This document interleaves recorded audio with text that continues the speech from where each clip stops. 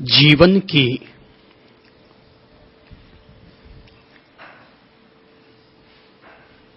आंतरिक और आध्यात्मिक सच्चाइयों से मुलाकात करने का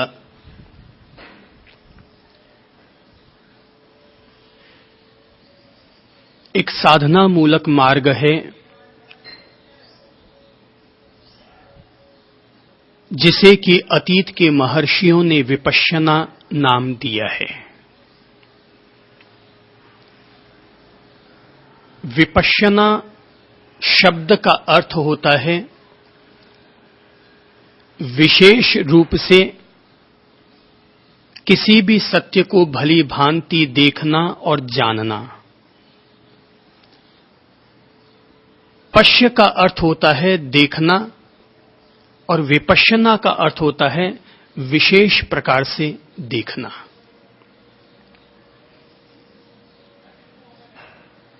हजारों साल पहले भगवान श्री महावीर और भगवान श्री बुद्ध ने इस शब्द का अनेक बार प्रयोग किया है।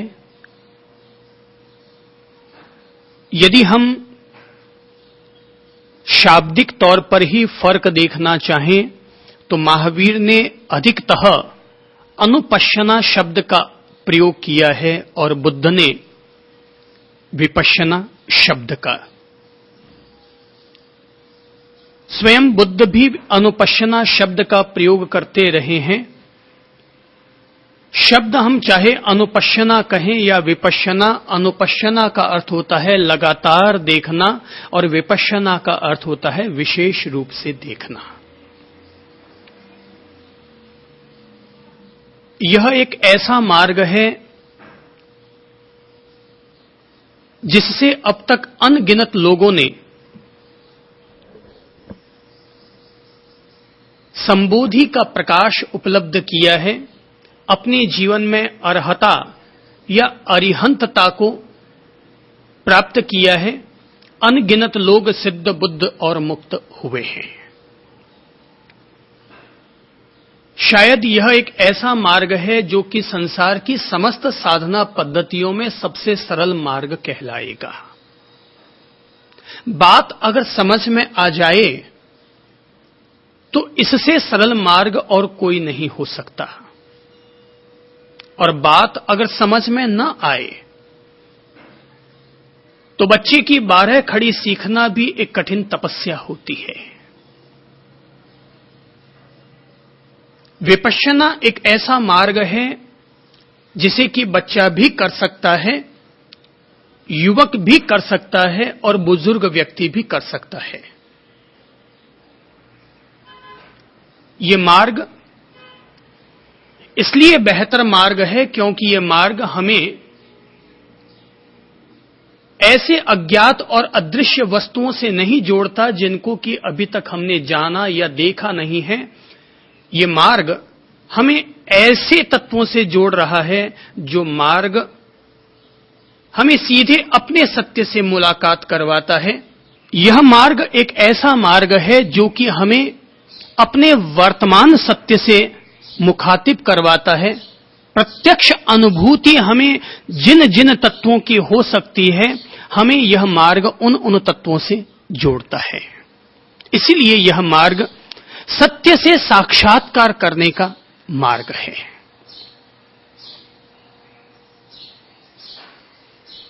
चाहे पतंजलि का राजयोग हो, महावीर की अनुपश्यना का मार्ग हो या बुद्ध की विपश्यना का मार्ग हो, ये सारे मार्ग ही इंसान को अपने वास्तविक सत्य से मुलाकात करवाते हैं, आध्यात्मिक सत्य से। कहने के नाम पर तो सारे धर्मशास्त्र आत्मा और परमात्मा की बातें करते हैं, इंसान को जितेंद्रिय होने की प्रेरणा देते हैं, हमारे द्वारा संचित किए गए पाप और पुण्य मूलक कर्मों से छुटकारा पाने की बात करते हैं। लेकिन आखिर हम अपने कर्म के मल को कैसे धोएं, हम अपने इंद्रियों के गुण धर्मों से कैसे उपरत हों, हम अपने काया और काया के उपद्रवों से जो बार बार प्रभावित होते रहते हैं, हम उन उपद्रवों से कैसे मुक्त हों, अपन सब लोगों के जीवन में रहने वाले अस्तित्वगत मूल सत्य क्या हैं, उन सत्यों से कैसे वाकिफ हों, हमें इसके लिए कोई न कोई ऐसा वैज्ञानिक मार्ग तलाशना होगा जो कि तर्क के भी अनुरूप हो, हमारी प्रत्यक्ष अनुभूति में भी आ सकता हो। मैं कहूंगा वो मार्ग है विपश्यना का मार्ग। इंसान जब विपश्यना कर रहा है तो विपश्यना का मार्ग इसलिए मैं सरल और व्यवहारिक मार्ग मानूंगा क्योंकि ये मार्ग सीधे सबसे पहले हमें अपनी सांसों से जोड़ता है और सांसों से जोड़ते हुए हमें अपने स्वयं में व्याप्त 4 प्रकार की मुख्य सच्चाइयों से प्रत्यक्ष अनुभूति पूर्वक मुलाकात करवाता है। सांस के जरिए इसकी यात्रा शुरू होती है तो हमारे जीवन का इसके बाद पहला जो सत्य है वो है हमारी अपनी काया, हमारा अपना शरीर। तो यह जो हमारी काया है, इस काया के सत्य से यह विपश्यना का मार्ग हमें मुखातिब करवाता है, नंबर 1।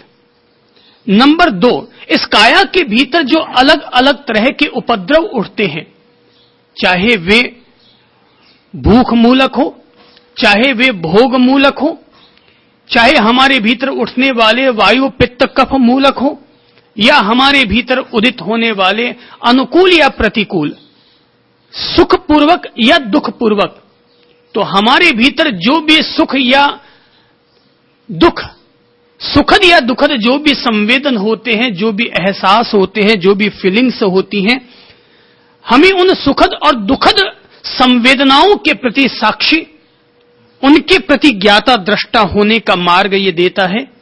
तो हमारे जीवन की दूसरी सच्चाई कि हमारे भीतर अनुकूल और प्रतिकूल जो संवेदन उदय और विलयशील रहते हैं, यह विपश्यना का मार्ग हमें उन अनुकूल प्रतिकूल संवेदनाओं का भी साक्षी बनाता है, उनका ज्ञाता दृष्टा बनाता है, उन सच्चाइयों से हमें मुखातिब करता है। यह मार्ग हमारे जीवन में रहने वाली तीसरी सच्चाई से हमारा मुलाकात करवाता है और वो सच्चाई है हमारा अपना अंतर्मन, हमारा अपना चित्त, चित्त के संस्कार, चित्त की धाराएं, मन के भीतर उठने वाले उद्वेग और संवेग, विभिन्न विभिन्न प्रकार की कल्पनाएं, स्मृतियां, राग और द्वेष के संस्कार। तो ये मार्ग हमें तीसरे सत्य से मुलाकात करवाता है जो कि हमारा अंतर्मन और हमारा अंतर चित्त कहलाता है, कि जिससे प्रेरित होकर के हम लोग जीवन की समस्त गतिविधियां संचालित करते हैं।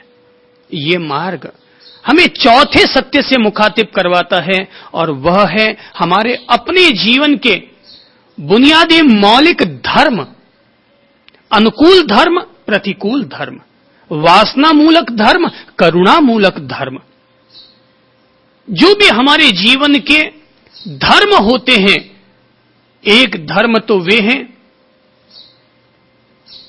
जो कि महापुरुषों के द्वारा कहे गए हैं, एक धर्म वे हैं जो कि धर्म शास्त्रों में कहे गए हैं, और एक धर्म वह है जो कि हम अपने आप से मुखातिब होकर अपने मौलिक स्वभाव को पहचानते हैं और अंतरात्मा की प्रेरणाओं को समझते हुए अपने जीवन में धर्म को ढालते हैं, आत्मसात करते हैं। तो विपश्यना का मार्ग स्थूल से सूक्ष्म की ओर ले जाने वाला मार्ग है, बाहर से भीतर की तरफ ले जाने वाला मार्ग है, बाहर की अशांति को मिटाने वाला मार्ग है, भीतर की शांति को उदय करने वाला मार्ग है, और फिर होश और बोधपूर्वक बोधि लाभ के साथ अपने जीवन को जीने का मार्ग है। एक तरह से जब हम लोग विपश्यना के तत्व को समझ रहे हैं तो पहले चरण में हमें थोड़ा सा ये शब्द कठिन लगेगा, क्योंकि ये शब्द आप लोग अभी तक सुनने के आदी और अभ्यस्त नहीं रहे हैं। पर ज्यों ज्यों अपन लोग अपने आप के साथ मुलाकात करते चले जाएंगे, त्यों त्यों ये शब्द हमारे लिए बिल्कुल सहज सरल शब्द बन जाएगा, उतना ही सरल जितना कि महावीर की भाषा में सम्यक दर्शन कहलाता है, सम्यक दृष्टि कहलाता है, या आज की भाषा में सुदर्शन कहलाता है। यह बिल्कुल इतना सीधा सरल मार्ग हो जाएगा।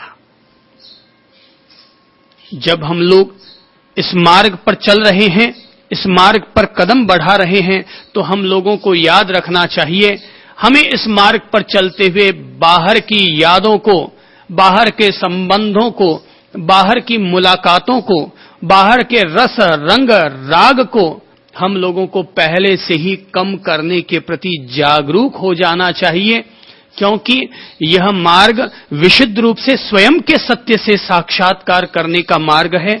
यह मार्ग विशुद्ध रूप से हमारे भीतर पलने वाले दुख दौर मनस्य के अवसान का मार्ग है। यह मार्ग हमारे भीतर पलने वाले वैर विरोधों के समाप्तिकरण का मार्ग है। यह मार्ग हमें बाहर के भटकाओं से हटाता है और स्वयं की अंतर यात्रा के लिए तत्पर करता है। यदि हम लोग बाहर के रस रंग और राग में अपनी रुचि लेते रहेंगे तो परिणाम यह निकलेगा कि हम अपने आप से, अपने सत्य से मुलाकात नहीं कर पाएंगे और रह रहकर हमें बाहर के रस रंग आकर्षित करते रहेंगे।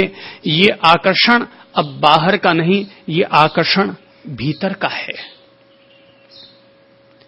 विपश्यना हम पलकों को झुका करके भी कर सकते हैं और पलकों को खोल करके भी कर सकते हैं। बाकी के किसी भी मार्ग में कहीं कोई विरोधाभास भी हो सकता है, लेकिन ये मार्ग बिल्कुल सीधा सरल मार्ग मैं मानता हूं। साधना पद्धतियां दुनिया में जितनी भी अब तक दी गई हैं, उन सारी साधना पद्धतियों में सबसे सरल मार्ग है कि जिसमें कहीं कोई बाधा नहीं है। जो है बस उसको जान रहे हैं, जो है बस उसके प्रति जाग रहे हैं, जो है उसके प्रति स्मृतिमान हो रहे हैं। और जो है जब हम उससे प्रत्यक्ष अनुभूति अपनी जोड़ रहे हैं, उस दौरान अगर चित्त में कोई अवरोध आ गया, चित्त भटक गया, तब भी ये मार्ग मना नहीं करता कि तुम्हारा मन भटक गया तो तुम उसको बार बार कंट्रोल करो। ये मार्ग बताता है तुम केवल सांसों पर ध्यान धरो, और सांसों पर ध्यान धरते हुए अगर कोई भी तत्व तुम्हारे चित्त को आकर्षित कर ले तो यह मत समझो कि तुम भटक गए, वरन यह देखो कि तुम्हारा चित्त किस तत्व के प्रति आकर्षित हुआ। तुम श्वास पर जागे हुए जिसने भी तुम्हारे चित्त को आकर्षित किया है, उस तत्व के प्रति अब तुम जग जाओ और तब तक उसके प्रति जगे हुए रहो जब तक कि हमारा ध्यान, हमारी जागरूकता वापस सांसों पर स्वतः केंद्रित न हो जाए। इस मार्ग में कहीं कोई बाधा नहीं है, कहीं कोई अवरोध नहीं है। ये मार्ग एकाग्रता का मार्ग नहीं है। ये मार्ग हमें एकाग्र होने का मार्ग नहीं देता। ये मार्ग हमें सीधे तौर पर जो कुछ हो रहा है उसकी प्रत्यक्ष अनुभूति करने की सलाह देता है। जो कुछ उदय में आ रहा है, जीवन में न कोई अच्छा है और न कोई बुरा है, जीवन में न कुछ उचित है और न कुछ अनुचित है।